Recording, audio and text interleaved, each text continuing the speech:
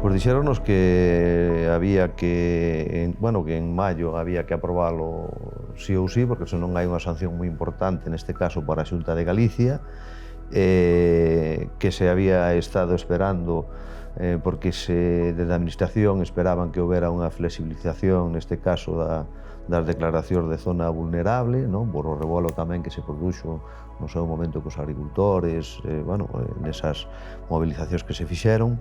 Eso non foi así, será aplicado en maio, entendo que nos 2 anos seguintes se irá poñendo en marcha.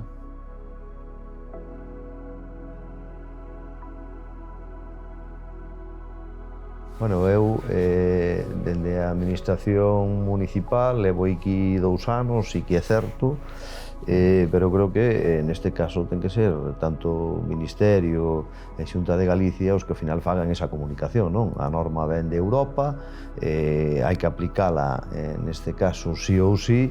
Eu creo que ao final o que falla sempre é o diálogo entre as administracións, entre os sectores productivos, sindicatos. Eu creo que tiña que haber comunicación, non? Porque ao final hai que aprobala por decreto sí ou sí, e ao final despois vai haber que facer as cousas en función de como se regla, non? Entonces eu creo que é moi importante o diálogo, e creo que eso que foi o que realmente fallou.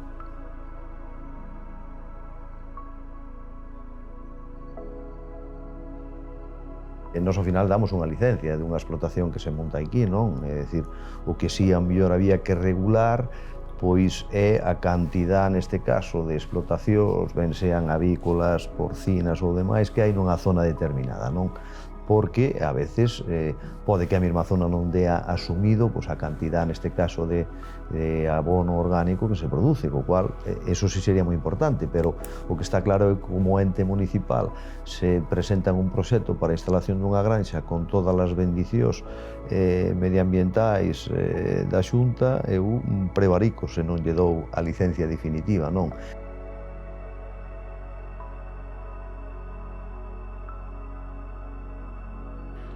Pois eu creo que eso que non nos chega para coller unha produción normal, como a todos os anos, terían que mirar as exigencias dos cultivos. Según o cultivo, pois darlle un pouquiño de margen para poder coller unhas cosechas un pouco decentes, que non sean rentables, por lo menos.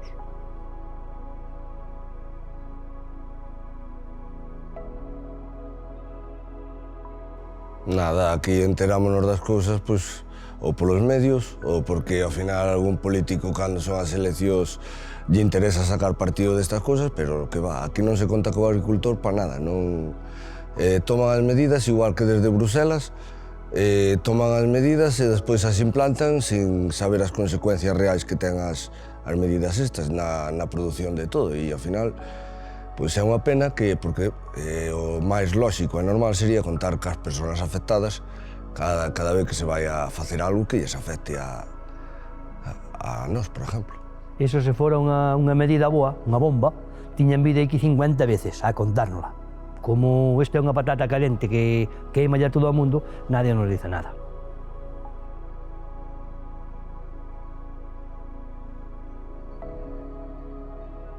Que antes de por normas, nin por condición, nin por leyes que se aconsellen connosco, que sabemos algo máis que saben eles, e entre todos podemos ver unhas normas que sean rentables para non contaminar e máis que nós que podamos producir.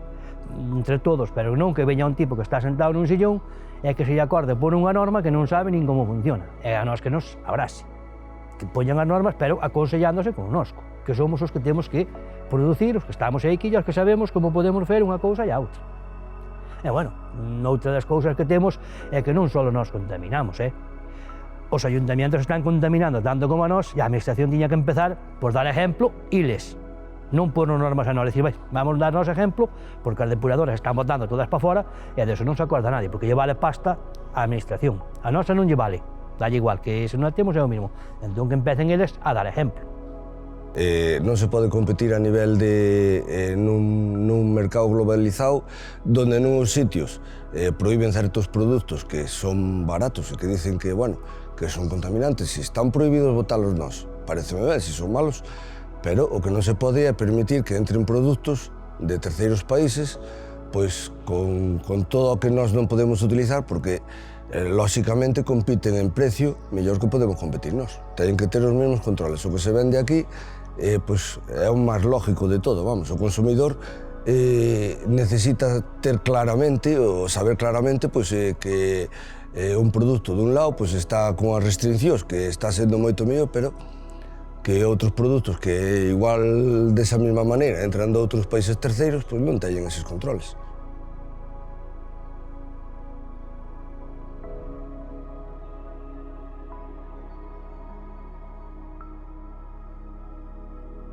Bueno, efectivamente, a orografía, como bombas preguntades da Limia, realmente non axuda moito a evitar ese tipo de problemas. Temos que entender que a Limia, de feito, se define a nivel xeológico como unha bacía, é dicir, a bacía non deixa de ser como unha enorme palangana, por abaixo está totalmente impermeabilizada e a única salida natural é o río Limia por Ponte Linares. Entonces, todo o que se acumula na comarca, todos os fertilizantes, sea orgánicos como inorgánicos, todo o que poida resultar de depuracións de depuradoras de augas residuales, todo o que ven producido por o xeito de vida dos habitantes da Limia se vai concentrando nese cauce de agua e sale por Ponte Linares. É dicir, inda que a actividade agraria e ganadeira da Limia fora nula, pois probablemente todas esas evolucións da materia orgánica que se transfiren en forma de compostos nitroxenados, bueno, pues se recollerían e saltarían no análise.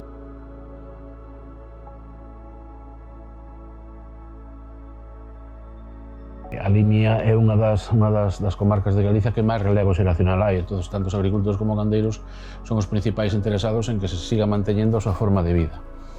Por supuesto, supoño que de eso me preguntará máis tarde, a declaración de zona vulnerable a nitratos pues levará asociado unha serie de xeitos ou de maneiras distintas de traballar como se está traballando hasta ahora, lóxicamente.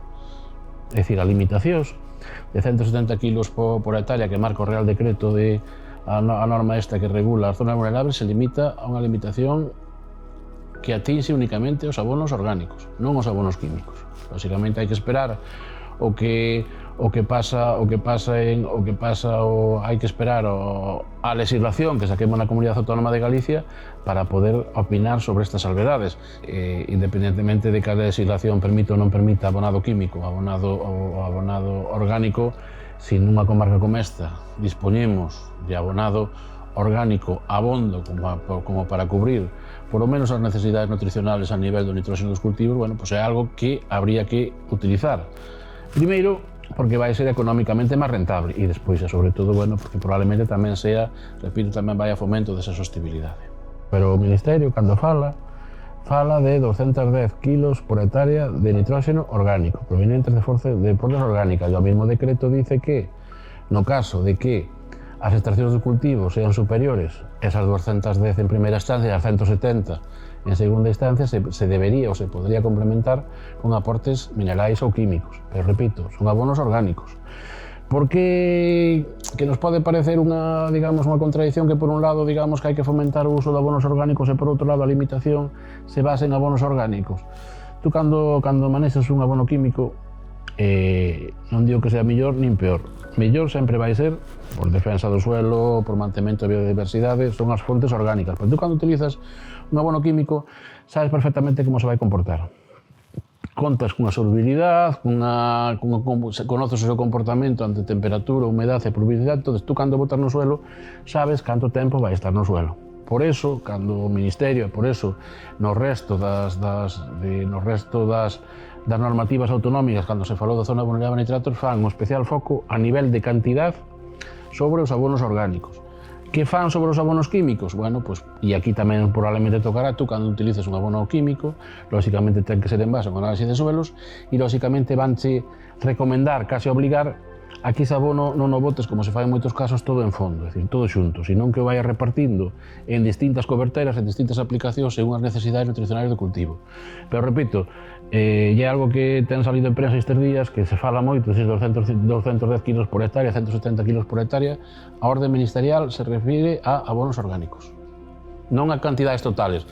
Efectivamente, xa non falo de patatas, pero unha produción rendible de millo con 170 kg de nitróxeno por hectárea solo non é rendible, é dicir, non che daría unha produción suficiente como para que a explotación fora rendible.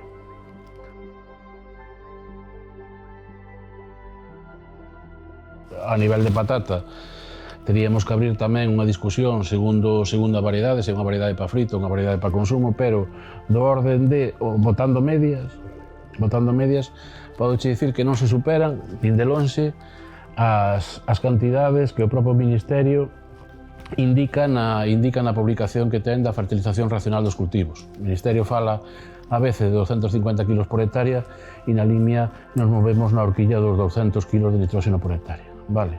Entonces, estamos por debaixo da publicación do Ministerio en condicións normales e o único que había que facer é adaptar ese abonado orgánico a esas cantidades básicas e facer diversas coberteras para que o abonado químico que complemente ese orgánico non vaya todo xunto, senón que se vaya repartindo ao largo do ciclo de cultivo. En cereal, por exemplo, penso e falo de memoria que o Ministerio no tema desta publicación que ten, que é unha publicación de referencia da fertilización racional dos cultivos, fala cultivos de cereal, cultivos de trigo, alrededor de 140-150 kg de nitróxeno ano, e na Limia raramente se superan os 100. É dicir, como tú ben dixeches nunha pregunta anterior, non se poden facer normativas xeralistas, non se poden facer normativas de café para todos, senón que hai que adaptarlas ao terreno, á orografía e ás condicións climáticas, e quero pensar que realmente é o que está facendo a Xunta de Galicia nestes momentos. Eu penso que quizás de eso espero que a agricultura da Limia salga reforzada deste proceso que vamos a vivir, e sí que levamos anos con run de que na Limia se están facendo as cousas mal, de que hai problemas de contaminación difusa, que tal, pois quizás demostrar ao consumidor final que os produtos que salen da Limia van a salir con todas as garantías habidas por haber, e que, por tanto, xa non é que van ser produtos de calidade, que por suposto que son, e o levan sendo, xa non é que van ser produtos sanos, porque os estándares de calidad e as analíticas e as pruebas de calidad que ten que poner un produto antes de ir ao mercado son moi altos, sino que ademais llevamos poder demostrar a ese sector do consumo de que ademais os produtos producidos na Limia levan asociadas unha conservación do medio natural e, por tanto, do medio ambiente.